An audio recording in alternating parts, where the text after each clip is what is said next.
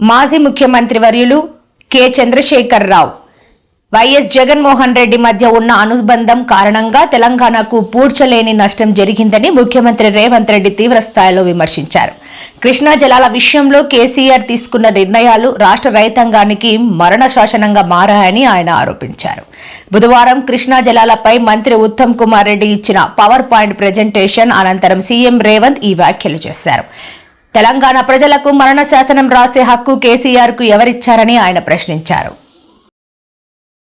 బేసినే కాదు, గోదావరి బేసిన్ నుంచి కృష్ణా బేసిన్ నుంచి పెన్నా బేసిన్ వరకు, గ్రేటర్ రాయలసీమ అంటే ప్రకాశం నెల్లూరు వరకు కూడా మీరు నీళ్లు తీసుకెళ్ళండి.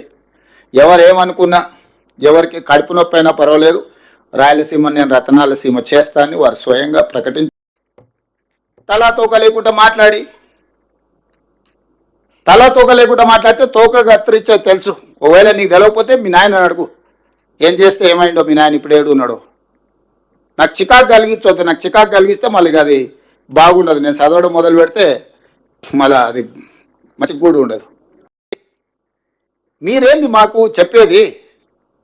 సలహా ఇవ్వండి, సూచన చేయండి, సహేతుకమైన విధానంతో ముందుకు రండి. అసూయతోని, అక్కస్తోని, అహంభావంతో, అహంకారంతో ఏం మాటలు అవి? అట్లాంటి మాటలకు సమాధానం చెప్పడానికి మా దగ్గర లేరనుకుంటుర్రా?